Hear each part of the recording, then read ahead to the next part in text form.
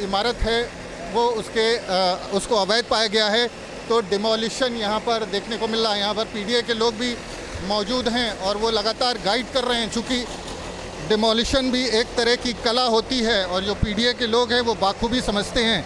अब तक करीब 75 ऐसी इमारतें हैं जो माफिया के खिलाफ जब कार्रवाई शुरू हुई उसको डिमोलिश किया जा चुका है। तो पीडीए के लोग ये जानते हैं कि किस तरह से थोड़े समय में थोड़ी एनर्जी वेस्ट करने के बाद ये जो इमारत है उसको कैसे डिमोलिश किया जाए।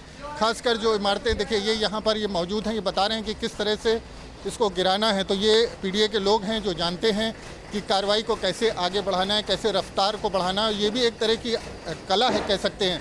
उनको मालूम है कि किस पिलर को गिराने से इमारत किस तरफ गिरेगी, कम से कम नुकसान होगा और इमारत जो है वो धराशायी हो जाएगी।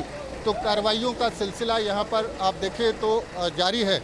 हालांकि ये जो पीडीए के बुलडोज़र हैं इनमें देखिए आप, इनको गर्मी जो बहुत ज़्यादा है, तापमान, तो बीच में रुक रुक करके इनको रेस्ट भी लेना है, पानी भी पीना है और कार्रवाई भी करनी है। हालांकि दिन भर में ये कार्रवाई पूरी हो जाएगी। जिस तरह से रफ्तार यहाँ पर दिखाई दे रही है और 3 बुलडोज़र लगाए गए हैं आगे से, पीछे से और साइड से, और तीनों बुलडोज़र जब अपने अपने तरीके से इस पर कार्रवाई करेंगे, डिमोलिशन करेंगे, तो कम समय में 2 घंटे के अंदर, डेढ़ से 2 घंटे के अंदर जब आप यहाँ पर पहुँचेंगे तो ये इमारत आपको यहाँ पर पूरी तरह से धराशायी नज़र आएगी। और जो प्रहार है बुलडोज़र का एक एक पिलर को गिराता हुआ आगे बढ़ रहा है ताकि कम समय में कम एनर्जी वेस्ट करके इमारत को डिमोलिश किया जाए। और हर प्रहार के साथ पूरी इमारत यहाँ पर हिलती हुई नज़र आ रही है।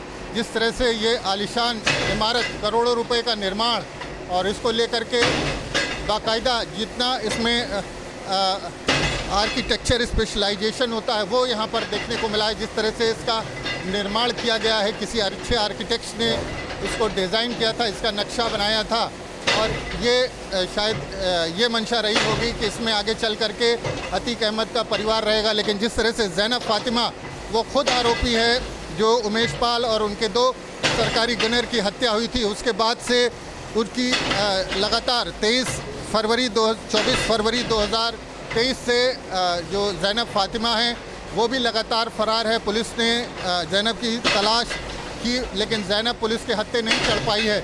लेकिन ये जो संपत्तियां हैं जो ज़ैनब के लिए बनाई गई थी, ज़ैनब के रहने के लिए बनाई गई थी, आलीशान जो इमारतें हैं उनको चिन्हित करके यहाँ पर ये कार्रवाई देखने को मिल रही है। और कार्रवाई का सिलसिला जो है वो यहाँ पर लगातार जारी है। तो कैसे एक एक करके तमाम पिलर जो हैं वो बुलडोज़र डिमोलिश करता हुआ आगे बढ़ रहा है, क्योंकि अगर एक भी पिलर जो है सलामत रहता है तो ये जो इमारत है, जो निर्माण है, वो उसको थामे रहता है। इतनी ताकत होती है जो पाइलिंग पर निर्माण होता है, और अगर उसको मजबूती से बनाया जाए तो तोड़ना आसान नहीं होता है।